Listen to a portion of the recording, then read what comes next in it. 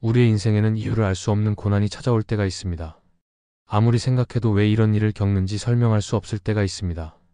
그러나 성경은 이런 시간이 결코 헛되지 않다고 말씀합니다.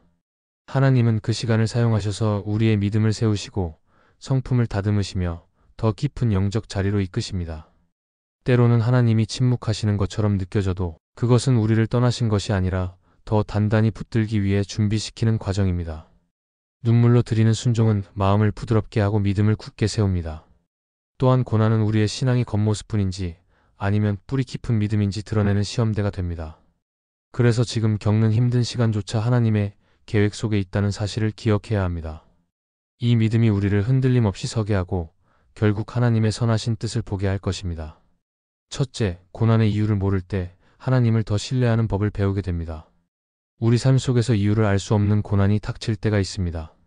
그 고난이 갑작스럽게 찾아오면 마음이 혼란스러워지고 무엇을 붙잡아야 할지 몰라 방황하게 됩니다.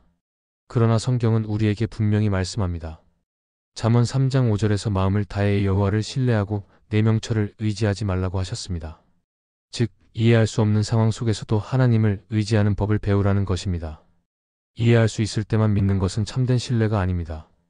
오히려 이유를 모를 때, 답이 보이지 않을 때, 그때야말로 믿음이 진짜 믿음으로 자라는 순간입니다.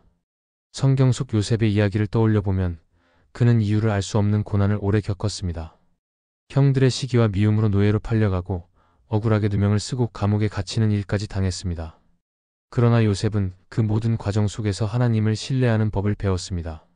그 신뢰가 있었기에 그는 고난의 시간에 무너지지 않았고 오히려 하나님의 때가 되었을 때 큰 일을 감당하는 사람이 되었습니다. 우리도 마찬가지입니다. 고난의 이유가 보이지 않을 때 사람들은 대개 불평하거나 의심합니다.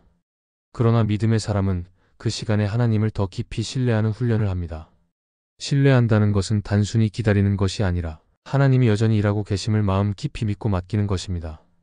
마치 안개 속을 걸어가더라도 그 길 끝에 빛이 있다는 확신을 가지고 한 걸음씩 내딛는 것과 같습니다. 고난 속에서 하나님을 신뢰하는 법을 배우면 우리의 시선이 달라집니다. 이전에는 눈앞의 문제와 상황만 보았다면 이제는 그 너머에서 일하시는 하나님의 손길을 보게 됩니다. 그러면 불안과 두려움 대신에 평안이 자리하게 됩니다. 이 평안은 상황이 좋아져서 생기는 것이 아니라 하나님이 나를 붙들고 계시다는 확신에서 나옵니다. 많은 사람이 고난을 빨리 끝내달라고 기도하지만 하나님은 그 시간을 통해 우리가 믿음을 단단히 세우도록 하십니다. 그리고 그 믿음은 단지 고난을 견디게 하는 힘이 아니라 이후의 인생을 살아가는 기초가 됩니다. 요셉이 애굽의 총리가 되었을 때 그는 권력을 지키기 위해 살지 않았습니다. 그는 여전히 하나님을 경외했고 형들을 용서할 수 있었습니다. 그 이유는 고난 속에서 하나님을 신뢰하는 법을 이미 배웠기 때문입니다. 우리 역시 이유를 모를 때 더 하나님께 가까이 나아가야 합니다. 그분의 말씀을 붙들고 기도의 자리에서 눈물로 간구하며 여전히 하나님의 손이 나를 이끄신다는 사실을 기억해야 합니다. 그렇게 할 때 고난이 끝났을 때 우리는 더 단단해지고 더 성숙한 믿음을 가지게 될 것입니다. 결국 하나님을 신뢰하는 법을 배운 사람은 어떤 상황에서도 무너지지 않고 하나님의 뜻 안에서 담대히 서게 됩니다. 이처럼 이유를 모르는 고난은 단순한 고통이 아니라 하나님을 더 깊이 신뢰하도록 이끄는 기회입니다. 그 시간을 원망으로 채울지 아니면 신뢰로 채울지는 우리의 선택입니다. 하나님을 신뢰하기로 선택한다면 그 고난은 반드시 믿음의 밭을 기름지게 하고 우리의 영혼을 강하게 세울 것입니다. 둘째, 하나님의 침묵은 당신을 버린 것이 아니라 당신을 준비시키는 과정입니다. 신앙생활을 하다 보면 하나님이 마치 아무 말씀도 하지 않으시는 것처럼 느껴질 때가 있습니다. 기도해도 대답이 없는 것 같고 상황은 나아지지 않으며 오히려 더 힘들어지는 경우도 있습니다. 이럴 때 우리는 하나님이 나를 버리신 것은 아닌지 불안해하고 두려워합니다. 그러나 성경은 하나님의 침묵이 결코 방관이나 포기가 아님을 분명히 알려줍니다. 하나님의 침묵은 우리를 더 깊이 준비시키고 다음 단계로 나아갈 힘을 주기 위한 하나님의 방법입니다. 예수님께서 공생애를 시작하시기 전 광야에서 40일 동안 금식하셨을 때를 생각해 보아야 합니다. 그 기간 동안 하늘에서 어떤 음성도 특별한 사건도 기록되지 않았습니다. 그러나 그 시간은 예수님께서 앞으로 감당하실 사역을 준비하는 과정이었습니다. 마찬가지로 우리도 침묵의 시기를 지나게 될 때 하나님은 보이지 않는 곳에서 우리의 마음을 다듬고 믿음을 세우고 불필요한 것을 제거하고 계십니다. 하나님이 침묵하실 때 우리가 배워야 할 것은 기다림과 신뢰입니다. 이 시기에 우리의 내면은 많은 유혹과 의심에 흔들릴 수 있습니다. 그러나 바로 그 순간에 하나님은 우리 안에 흔들리지 않는 뿌리를 내리게 하십니다. 겉으로 보기에는 아무 변화가 없어 보이지만 땅 속에서는 뿌리가 깊어지고 있는 나무처럼 영적으로 더 깊이 하나님께 붙어 있게 됩니다. 하나님이 침묵하시는 이유 중 하나는 우리가 그분의 뜻을 분별하도록 훈련시키기 위함입니다. 만약 하나님이 매번 즉각적으로 응답하신다면 우리는 하나님을 인격적으로 만나기보다 단지 문제 해결의 도구로만 여기게 될 위험이 있습니다. 그러나 침묵의 시간을 지나면 우리는 하나님의 뜻을 묻고 그분의 마음을 헤아리려는 성숙한 태도를 배우게 됩니다.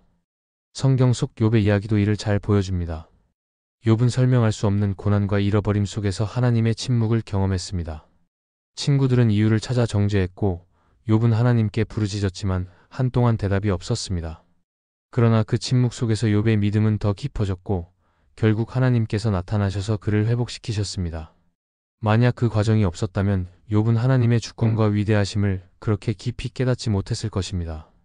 우리의 인생에서도 하나님의 침묵은 결국 유익이 됩니다. 침묵은 우리의 의존 대상을 바꾸게 합니다.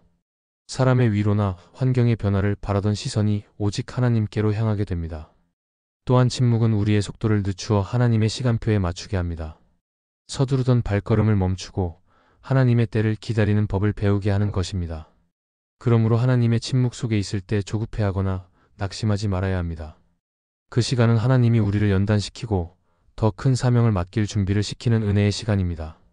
때가 되면 하나님은 반드시 응답하시고 우리가 감당할 수 있는 힘과 지혜를 주십니다. 지금 당장은 이해할 수 없어도 나중에 돌아보면 그 침묵의 기간이 없었다면 오늘의 내가 없었다는 사실을 깨닫게 될 것입니다. 결국 하나님의 침묵은 버림이 아니라 사랑의 표현이며 준비의 과정입니다. 그분은 우리를 훈련시키고 더 온전하게 세워서 하나님의 뜻을 이루는 사람으로 빚어가십니다. 그렇기에 침묵의 시간조차도 감사함으로 받아들이며 하나님을 신뢰하는 것이 믿음의 길입니다. 셋째, 눈물 속에서 순종을 배울 때 믿음은 단단해집니다. 우리의 믿음은 평안하고 편안한 환경 속에서는 잘 드러나지 않습니다. 진짜 믿음은 눈물이 흐르는 자리에서, 마음이 무너지고 아무 힘이 남지 않은 자리에서 순종할 때 드러납니다. 순종은 하나님이 기뻐하시는 최고의 믿음의 표현이지만 고난 중에는 순종이 훨씬 더 어렵게 느껴집니다. 그 이유는 우리의 감정과 상황이 하나님의 말씀과 부딪히기 때문입니다. 그러나 바로 그때 순종을 택하면 우리의 믿음은 이전보다 훨씬 더 단단해집니다. 성경 속 아브라함의 이야기가 좋은 예입니다. 하나님께서 이삭을 번제로 바치라고 하셨을 때 아브라함은 아들을 잃게 될 슬픔과 두려움 속에서도 순종을 선택했습니다. 그 마음에는 수많은 의문과 눈물이 있었겠지만 그는 하나님의 명령을 믿고 따라갔습니다. 그 결과 하나님은 아브라함의 믿음을 인정하시고 그를 믿음의 조상으로 세우셨습니다. 이처럼 고난 속의 순종은 단순한 복종이 아니라 하나님을 끝까지 신뢰한다는 고백이 됩니다. 눈물 속에서의 순종은 우리 내면을 정결하게 합니다. 고난은 우리의 마음속 깊은 곳에 있는 불순물과 자기중심적인 욕심을 드러나게 합니다. 그리고 하나님 앞에서 낮아지고 내가 아니라 하나님이 주권자이심을 인정하게 합니다. 이런 과정을 거치면 우리의 믿음은 흔들림 없는 기초 위에 세워집니다. 또한 눈물 속에서 순종할 때 하나님은 우리의 시선을 바꾸십니다. 우리는 종종 눈앞의 고통만 바라보지만 순종하는 사람은 그 너머에 있는 하나님의 계획을 바라보게 됩니다. 고난의 순간에는 이해가 되지 않지만 순종하며 걸어가다 보면 하나님이 예비하신 길과 그분의 뜻을 발견하게 됩니다. 이 과정에서 중요한 것은 순종이 감정이 아니라 결단이라는 사실입니다. 기분이 좋아서 순종하는 것이 아니라 하나님의 말씀과 약속을 믿기 때문에 순종하는 것입니다. 감정은 변하지만 하나님의 말씀은 변하지 않기 때문에 우리는 눈물이 나도 상황이 이해되지 않아도 순종을 택할 수 있습니다. 순종은 또한 하나님과의 관계를 더 깊게 만듭니다. 고난 속에서 순종하면 하나님이 얼마나 신실하게 우리를 붙들어 주시는지를 경험하게 됩니다. 마치 부모가 어려운 일을 맡긴 자녀를 끝까지 도와주듯이 하나님은 순종의 길에서 우리를 홀로 두지 않으십니다. 오히려 더 가까이 다가오셔서 위로와 힘을 주십니다. 결국 눈물 속에서의 순종은 우리를 하나님의 사람으로 빚어갑니다. 그 순종이 쌓이면 우리는 작은 일에도 하나님의 뜻을 구하고 따르는 습관을 갖게 됩니다.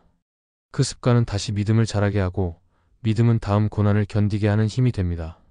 그러므로 고난 속에서 순종을 미루지 말고 눈물 가운데서라도 하나님께 순종하는 선택을 해야 합니다. 그것이 믿음을 단단하게 만드는 길입니다. 넷째, 고난은 우리 신앙의 진위를 드러내는 시험대입니다. 평안할 때의 믿음은 겉으로 보기에 화려하고 단단해 보일 수 있습니다. 그러나 고난이 찾아오면 그 믿음의 진짜 속모습이 드러납니다. 마치 금속을 불에 넣어야 그 속에 있는 불순물이 드러나듯이 우리의 믿음도 시험을 통해 그 본질이 드러납니다.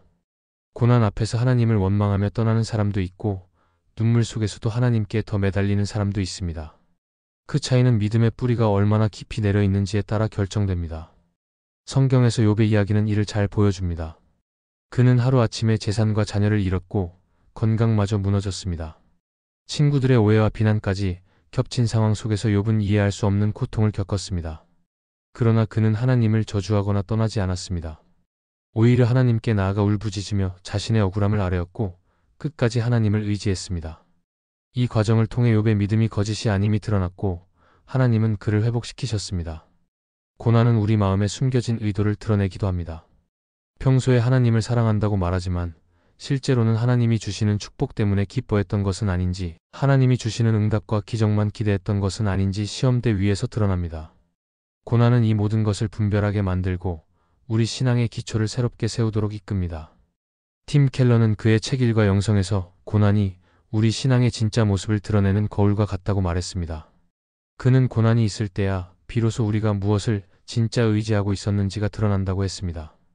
평소에는 하나님을 의지한다고 말하면서도 사실은 물질, 사람의 인정, 안정된 환경에 마음을 두고 있었다면 그것이 무너질 때 진짜 믿음의 방향이 밝혀진다는 것입니다. 또한 고난은 우리를 믿음의 성장으로 이끕니다. 처음에는 힘들고 두렵지만 그 시간을 지나면서 하나님이 진정으로 신뢰할 수 있는 분임을 경험하게 됩니다. 시험을 통과한 믿음은 이전보다 훨씬 단단해지고 다음의 시험에도 흔들리지 않는 힘을 얻게 됩니다.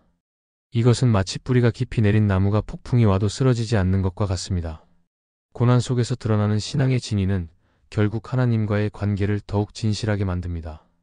겉모습만 번지르르한 믿음이 아니라 내면 깊은 곳에서 하나님을 신뢰하는 믿음으로 자라게 됩니다. 이 과정에서 우리는 하나님 앞에서 정직해지고 그분을 더 깊이 사랑하게 됩니다. 그러므로 고난을 두려워하기보다 그 속에서 하나님이 우리 믿음을 새롭게 하신다는 사실을 기억해야 합니다. 시험대 위에 설 때마다 우리는 선택할 수 있습니다. 하나님께 더 가까이 가느냐 아니면 멀어지느냐. 고난의 시간을 잘 통과하면 우리의 믿음은 이전과 비교할 수 없을 만큼 강해지고 하나님은 그 믿음을 기쁘게 받으십니다. 고난의 시기는 결코 우리를 파괴하려는 시간이 아닙니다. 하나님은 그 시간을 통해 우리의 믿음을 단련하시고 겉모습이 아니라 진정한 신앙을 세우십니다. 이해되지 않는 순간에도 하나님을 신뢰하는 훈련을 하게 하시며 눈물 속에서 순종을 배우게 하십니다. 그 결과 우리는 이전보다 깊은 믿음을 가진 사람으로 서게 됩니다. 지금의 고난이 길고 힘들게 느껴질지라도 하나님은 그 시간을 통해 당신을 준비시키고 계십니다. 언젠가 이 시간이 하나님의 손에 붙들린 훈련의 시간이었다는 것을 고백하게 될 것입니다. 이 말씀이 마음의 은혜가 되셨다면 좋아요와 구독으로 함께 해주세요. 그리고 댓글에 아멘이라고 남겨주시면 하나님의 은혜가 더 많은 사람들에게 전해질 것입니다. 여러분의 삶 위에 하나님의 은혜가 언제나 함께 하시기를 바랍니다. 감사합니다.